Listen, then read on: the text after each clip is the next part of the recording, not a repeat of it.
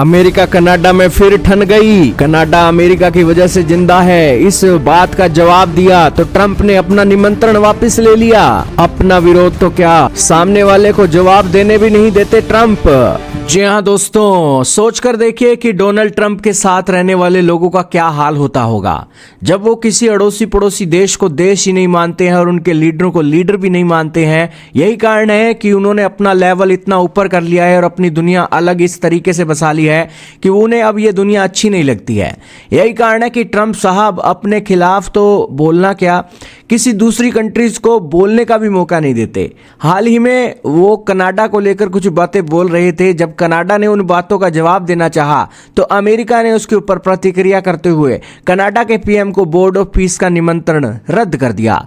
अब दोस्तों, ये बोर्ड ऑफ पीस को बने 24 घंटे भी नहीं हुए थे, लेकिन अमेरिकी राष्ट्रपति ने अपनी डिक्टेटरशिप दिखा दी और बता दिया कि ये बोर्ड ऑफ पीस के अंदर क्या चलने वाला है, डिक्टेटरशिप चलने वाली है।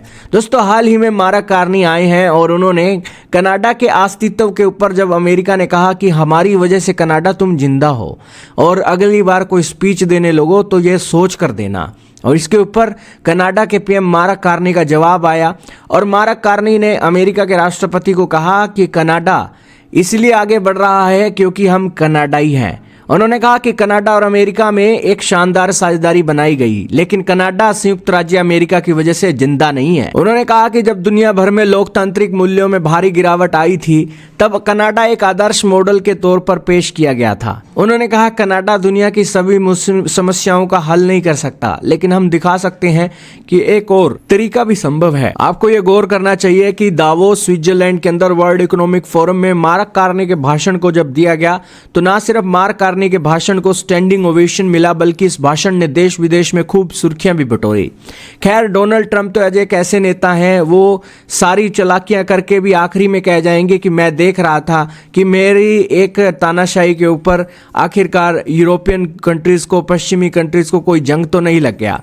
मैं अगर तानाशाही वाली बातें करता हूं तो पश्चिमी देश क्या इसका विरोध भी करते हैं या नहीं? ट्रंप तो आखिरी में ये बातें कहकर पल्ला झाड़ जाएंगे। यहां पर हद तो ये वाली बात है कि इस तानाशाही वाले बयानों में कौन से देश हैं जो ट्रंप के पिछलग्गू लगे हुए हैं और ट्रंप की गलत बातों के ऊपर भी हाँ में हाँ मिला रहे हैं। क्योंकि दोस्तों, कहा जाता है कि अच्छा इंसान, अच्छा दोस्त तो वही होता है जो दोस्त की कमियों को उसके मुंह पर गिना दे।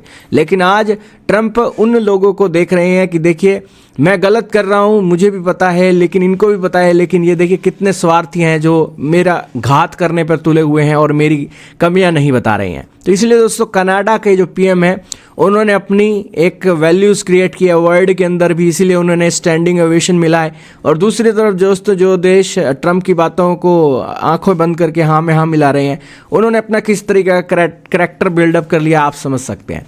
आपके क्या विचार हैं कमेंट सेक्शन में बताइएगा। इस वीडियो में इतना ही। Canada and the United States have built a remarkable partnership in the economy, in security, and in rich cultural exchange. But Canada doesn't live because of the United States. Canada thrives because we are Canadian. News.